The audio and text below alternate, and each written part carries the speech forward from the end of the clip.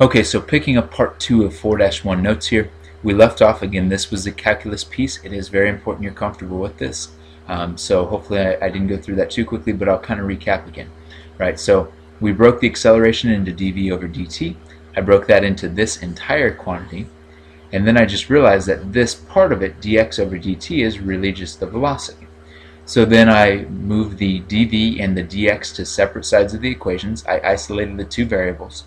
And then on the left hand side I was left with mv dv.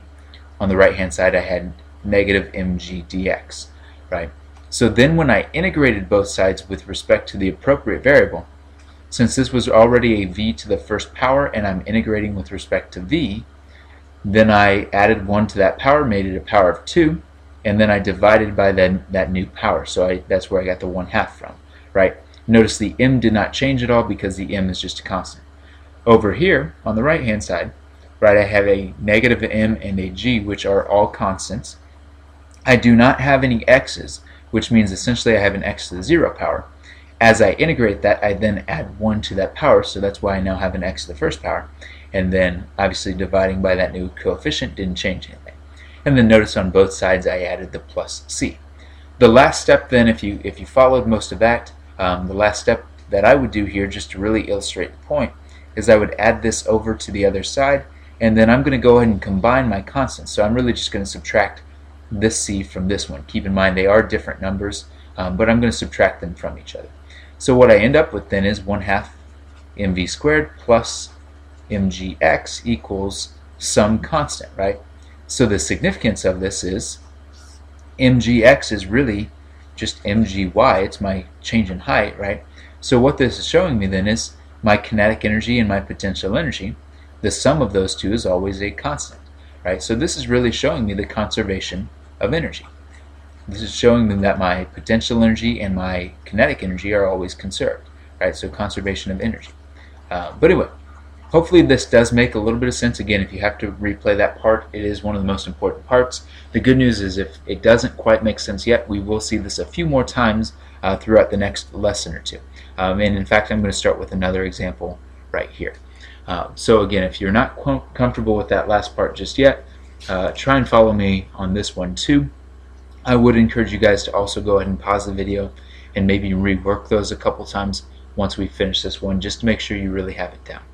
But anyway, so I'll work this one out as well. So this one, it says we can do the same method as what we just did for free fall, which was my last example, right? I can do the same method for an object on a ramp, right? Because we know we've had energy problems before where instead of an object just falling straight down, I say there's an object on a ramp and it's sliding down the ramp, and I ask you to do something relating the energies, right? So instead, let's just use the same approach. I know that the net force would be coming from what? Well, the only force acting on this, if we're assuming it's a frictionless ramp, there's no friction. So we've got the force of gravity pulling straight down, which means it's the sine component, right, Fg sine theta, that is pulling down the ramp. So the net force would be coming from Fg sine theta. So I'm going to break this up very similar to what I did for the last one. This would be mass times acceleration equals mass times gravity times sine of theta. Once again, the key here, the biggest step to this, and the tip-off on an exam would be if you ever see a differential equation, then they want you to realize that acceleration is also just the derivative of the velocity, right? So once again, the biggest step here is realizing the acceleration is really the derivative of velocity with respect to time, right? So this is really just mass times dv over dt, and then equal to mg sine theta. Just like last time, the second trick to this is the fact that I don't necessarily want this in terms of time. Now, could you integrate it in terms of time? You absolutely could. It just wouldn't have any physical meaning for us, right? So if I multiplied both sides by dt right now and I integrated both sides with respect to time, there's nothing mathematically wrong with that. It just doesn't carry as much physical meaning. So instead, I'm going to use a trick where I take dv dt and I say that, well, I want to break this into two different terms, right? So I've got my dv on top, I've got my dt on bottom, and because I'm trying to relate it to energies, that's why I'm choosing the dx or the dy, right? So I'm choosing some distance. So I've got dx dy, or excuse me, dx for both of these. Right, so dv over dx and then dx over dt. Again, the big part about that is you have to realize that dx over dt this whole thing is really just, right, the derivative of the position over time is really just the velocity. So I really just have dv over dt equals dv over dx and then times the velocity. So I'm going to substitute that whole thing in, m times dv, and I'll show it in 2 steps here again just so you guys start getting used to seeing it. But this is something I do want you to practice. So like I said, after we've done this a few times, probably a good idea to pause the video and maybe rework this once or twice on your own just to make sure you feel comfortable. But anyway, so I've set this up, right? Nothing's changed except I broke that up. I realize that this is just a velocity, so I really have mass times velocity times dv over dx. I just pulled this part out front, and then equals mass times gravity times sine theta. And then I'm going to multiply both sides by dx, just like I did for the last one, multiply both sides by dx, right? So that gets rid of that, so I've got mv dv equals mg sine theta dx. So obviously at this point, hopefully it's looking very similar to what we just did on that last one, right? The only difference is that sine of theta hanging around. But hold on, because I think you guys will see what happens to it. Right, so if I integrate both sides, again, I integrate the left-hand side with respect to the velocity. Right, that's what the dv is telling me, is which variable to integrate it with respect to. So I add 1 to this. This once again ends up being 1/2 mv squared plus some constant, right? So c1, c whatever you want to call that. Over here, I'm integrating it with respect to x. There are no x's, so I'm simply adding a new x term. So mg, I'll go ahead and call it x sine theta, right?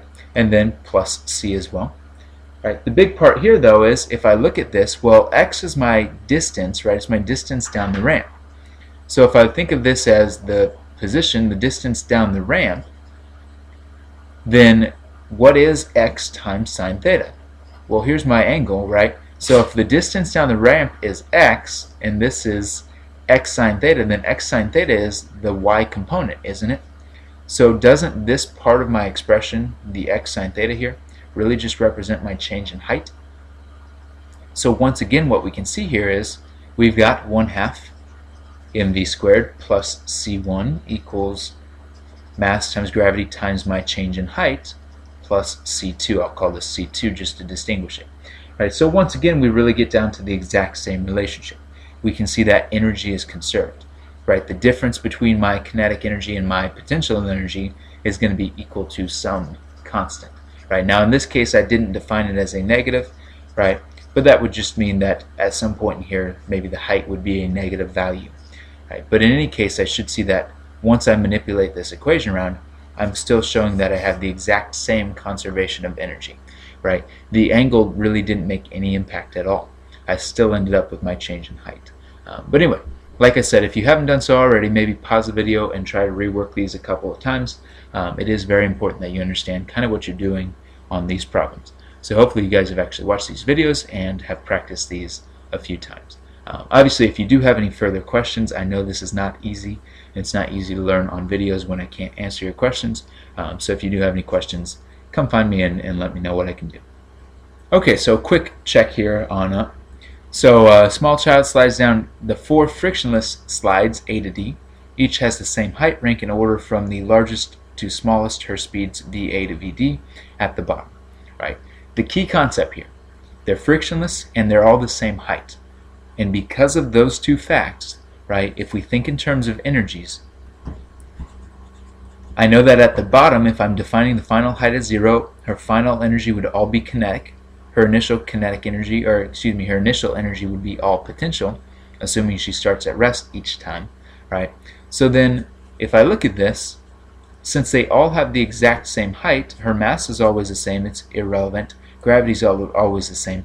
Each of the velocities is going to be the exact same value, right? Now the direction obviously would be different, so each of the speeds, I should say, would be the exact same value. Right, the direction would be different based on the actual angle as she disembarks there. But because they are all frictionless, she reaches the same final speed at each of those locations. And so make sure you're pretty comfortable with that concept. It is a very, very big concept. No matter what the path length, as long as there's no friction, she reaches the same speed. So what if there was friction? What would be different if there was friction, right? So this is the actual answer. But I do want you to kind of pause for a second and think about what would be different if friction was involved. Right? Well, which one would probably be the fastest if friction was involved? there's two things that come into play with friction, right? If we're thinking about friction, well, friction is affected by both the normal force and the coefficient. Right, so if we're assuming the coefficient is the same for all of these, then that doesn't matter. Which of these would have the highest normal force? Well, the steeper it is, the smaller the normal force, right? Because if I think about on a ramp, right, the normal force is the component of gravity that's perpendicular to the surface. So if it's very steep, there's not much normal force, right? So the steeper it is, so I definitely know A would have a lower normal force than B. The other thing that comes into play is the fact that we're going to talk more about work later, but work is what wastes our energy, right? And the work done by friction would be friction times the distance. So the two things that would affect its final velocity at the bottom of the ramp would be the total distance that it's gone and the normal force. So the bigger the distance and the bigger the normal force, the less the velocity would be at the end, right? So think about what the answer would be for that, right? Compare A and B, compare C and D, and think about which one would be at the highest velocity if this was not a frictionless slide. Okay, so most of the rest of this section, hopefully not too bad. This is example 2, and it really is a pretty basic conservation of energy type problem. So a child runs forward with her sled at a speed of 2.0 meters per second. She hops onto the sled atop a 5-meter high hill. It is very slippery, so we will assume that there is no friction. What is her speed at the bottom of the slope? So again, it's hopefully a pretty easy conservation of energy type problem. So the biggest thing you do always need to think about is what forms of energy does she have up here?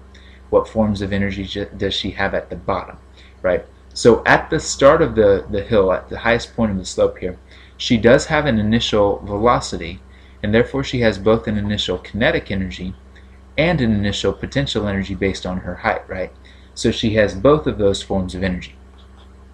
At the bottom of the hill, well, if I define this to be 0, then at the bottom of the hill, she has only kinetic energy, right? Because the final potential energy would be 0, since the height would be 0, right? So this is probably the relationship we're going to work with here. Now it says a 5-meter high hill. We will go ahead and assume that that is the height, mostly because they didn't give me an angle, and so if that was the distance down the slope, I wouldn't have enough information to find the height. But it does say a 5-meter high hill, and we'll assume that that is the vertical measurement here for the height.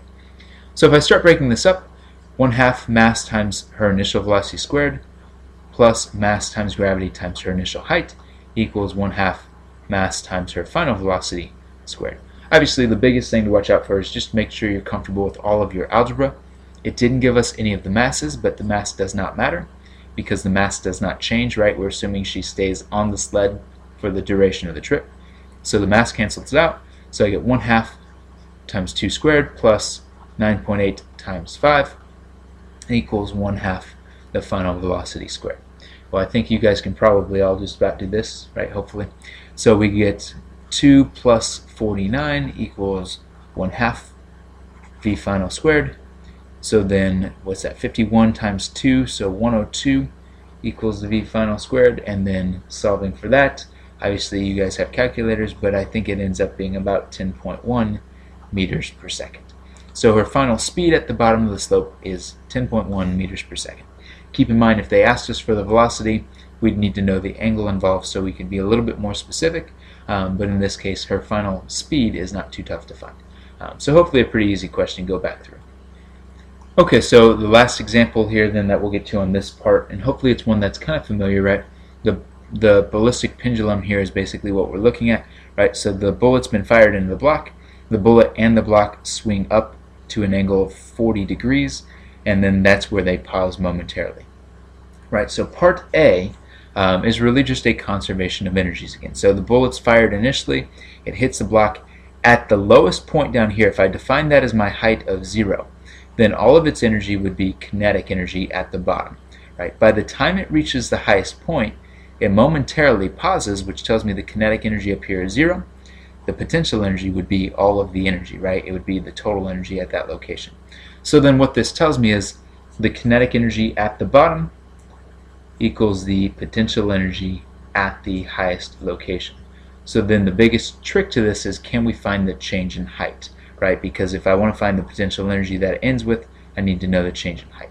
So I'll finish this problem out in the next part of the video, and then hopefully finish the rest of the notes there as well.